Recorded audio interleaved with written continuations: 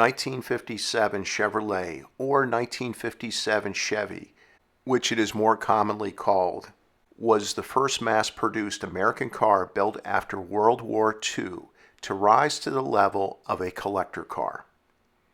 By the 1970s, two-door 1957 Chevy models in mint condition were encountering skyrocketing prices as car collectors started to regard the 57 Chevy as one of the most beautifully styled cars built after World War II.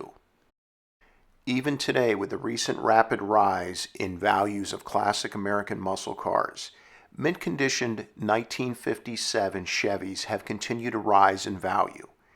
Even though they are not as high as the high-dollar classic muscle cars, 1957 Chevy values have never been higher.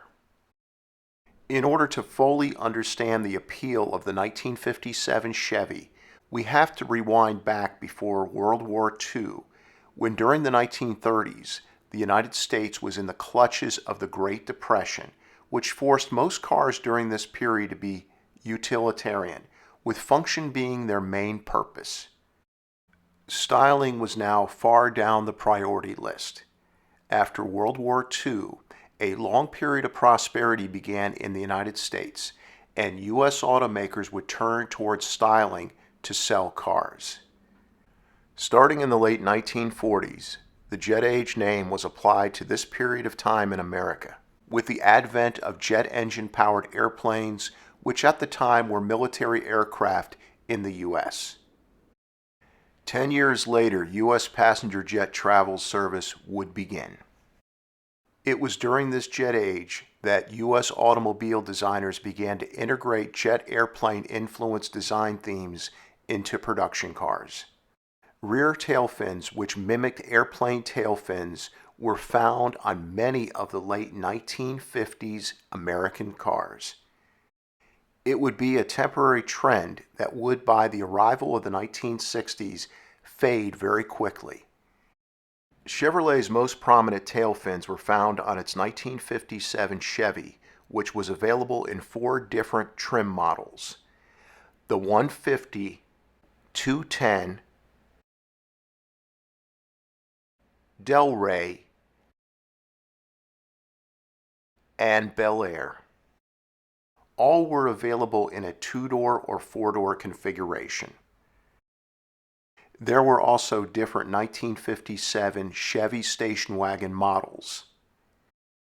However, it's the 2-door 1957 Chevy Bel Air that is the most revered, and this even includes the low-production 2-door 1957 Chevy Bel Air Nomad wagon.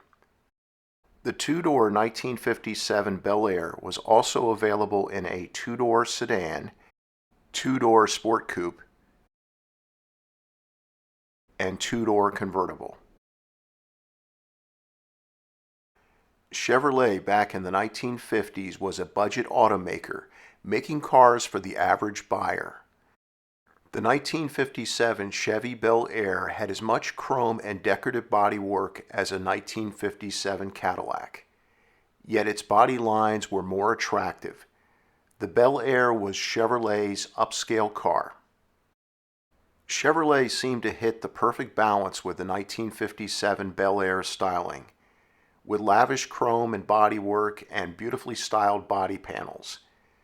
The crazy outlandish tail fins were the cornerstone of this body design. The design is so perfect even Chevrolet at the time of its production didn't realize how special it was until many years later. With the 1957 Bel Air, form came before function. Whether originally intended by Chevrolet, this car was the perfect work of art. Even though the 150, 210, and Del Rey were attractive, they were more pedestrian and didn't have all the Bel Air's fancy exterior trim. One of the hidden design elements with the 1957 Chevy that complemented the Bel Air's upscale exterior trim was its perfect symmetry. There were 2 chrome rocket hood ornaments, 2 headlights, 2 front bumperettes, 2 tail fins, and even 2 radio antennas. which were optional. These gave the two-door Bel Air that perfect balance of aesthetics. Even the fuel tank filler cap is located behind the driver's side rear taillight area trim, so it didn't ruin the overall lines of the car. The perfect balance of aesthetics also applied to the colorful and roomy interior space and the tastefully done dash layout. The 1957 Bel Air was standard with a 140 horsepower, 250 cubic inch Blue Flame 6-cylinder engine. A 162 horsepower, 265 cubic inch V8 was optional. However, the really good news was the introduction of Chevrolet's new 283 cubic inch V8.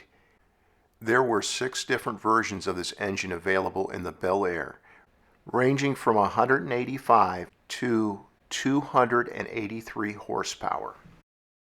The best were the 270 horsepower 283 V8 with dual 4-barrel carburetors and the fuel-injected 283 horsepower 283 V8.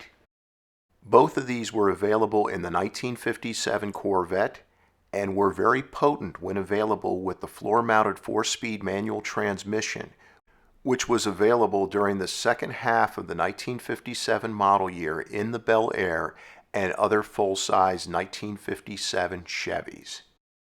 The 1957 Bel Air was offered with a 3-speed manual transmission or a 3-speed manual with overdrive. Also available was a 2-speed Power Glide automatic transmission.